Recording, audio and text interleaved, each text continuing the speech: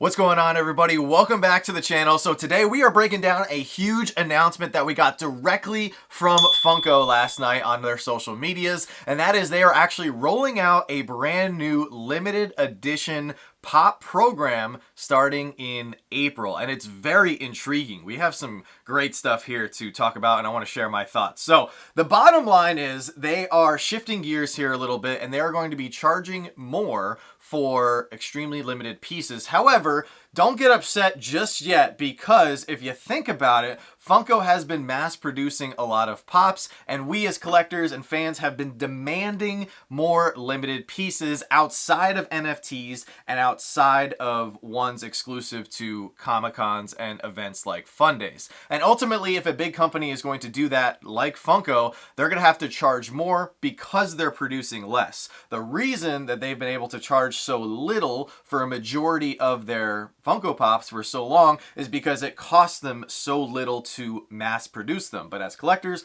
we don't want something that everyone has. We want something that's rare, very limited, and special, because not everybody is able to obtain it. So let's take a look here at this program. So it's going to be ranging in limited edition production from 9,500 pieces per item all the way down to potentially one of ones, which would be crazy because to my knowledge, Funko has only released 2 different one of one variants. They gave one out at New York Comic Con last year, and there was also the one they gave out at Fun Days for San Diego Comic Con last year as well. So for your 9,500 to 7,500 piece bracket here, it's going to cost $20.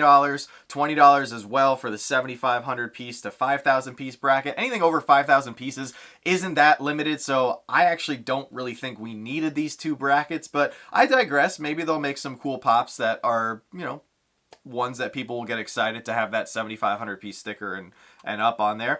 Then we have the Ultra bracket here, 3,501 to 5,000 pieces. That's going to cost you $25, which is still very reasonable. Then you have 2,501 to 3,500 in your royalty bracket. That's going to cost you $30. Once again, still very reasonable for a potential 2,500 piece pop. Then moving up to the legendary section, 1,000 pieces to 2,500 pieces.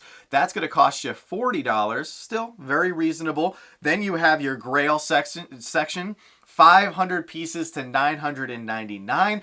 Now we're getting upwards in price a little bit, coming in at $50. Still, $50 for a 500 piece pop. You find me some 500 piece pops out there that are $50 on the aftermarket. That's pretty tough to find.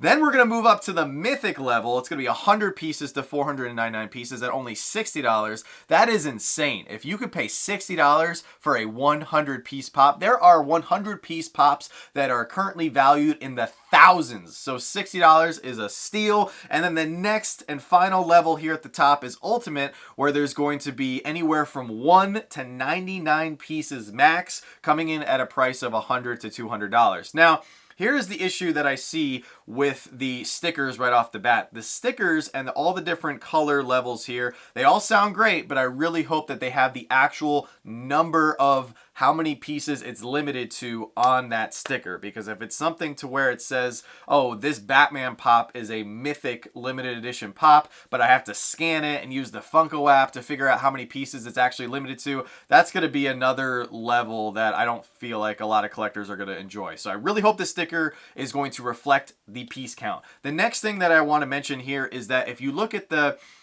Grail, Mythic, and Ultimate levels, they are exclusive only to fan rewards, which is a problem because fan rewards are only available to collectors here in the United States. So I really hope Funko has a strategy to roll out fan rewards and the opportunity for people to sign up for a fan rewards program in other portions of the globe, because Funko is a worldwide company and they are even expanding into further markets. They just announced last week that they are trying to expand into the Middle East. They are also, opening up more stores in Asia. So they are targeting other parts of the world. In doing so, I think you need to include other customers and those collectors as well.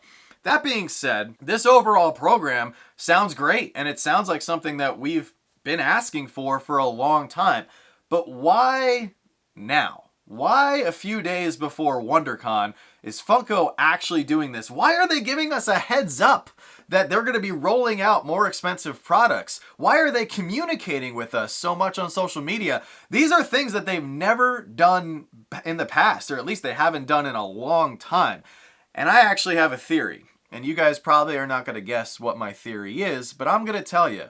And I think they're rolling this out because Funko is scared, frankly. And why should they be scared? They just rolled out their numbers last year. They brought in over $1 billion in revenue. They've had several NFT series sell out here in 2025. There are people from all across the globe, literally on planes, trains, and in cars, driving to WonderCon in California right now. So what on earth do they have to be scared of?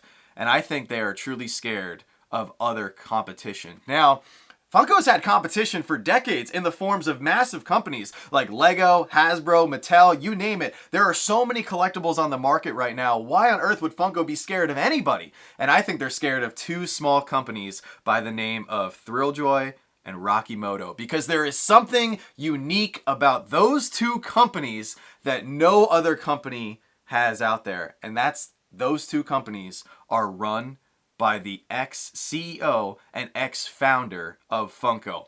Mike Becker started Rakuten recently. Brian Mariotti made a huge splash at New York Comic Con last year in starting Thrilljoy. Now, ultimately, I don't think Thrilljoy and Rakuten are going to put a dent in Funko's sales in the short term. But in the long term, I think that Rakuten and Thrilljoy have a lot of potential to steal a lot of true collectors and hardcore Funko fanatics because they are doing things that Funko did in the past. And they're also doing other things that are getting true collectors and die-hard Funko fanatics excited. And Thrilljoy, for instance, rolled out a lot of limited pieces for New York Comic Con last year. And that's what got so many people excited. That's why so many people were standing in that line for hours to try to get their hands on some of the newest picks. On top of that, Brian Mariotti has also put together a board of collectors, something that we've never seen done before, where they have actually hand-selected people here in the community to have a direct voice into where the company is going.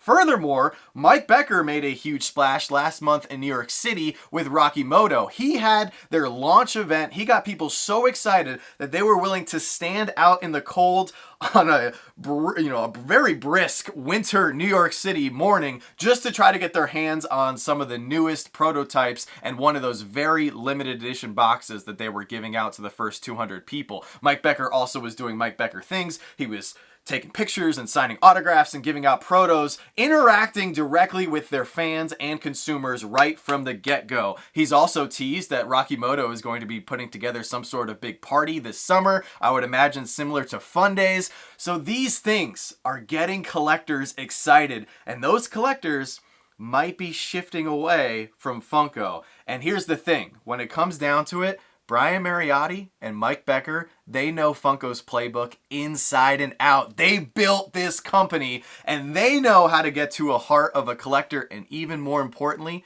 they know how to get to their wallets. So that's why I think Funko is scared. And ultimately, at the end of the day, this is actually very good news for all of us here in the collector market. Competition bodes well for the consumer, and in this case, the collector. So I'm very excited to see what Funko is going to be rolling out with this new limited edition program. Let me know your thoughts down in the comment section below. I'm sure we'll be talking more about it tonight here on my channel, Slapshotpops, for Pop Force 1 at 9 p.m. Eastern. It's going to be very interesting to see what they roll out, but ultimately, I'm here for it. Give me some very unique pops, cool molds, awesome designs. Let the creativity shine through, and Funko, I will gladly give you my $60 in rewards points for whatever you come out with. So that being said, don't stop shooting until you score, and we'll see you guys tonight.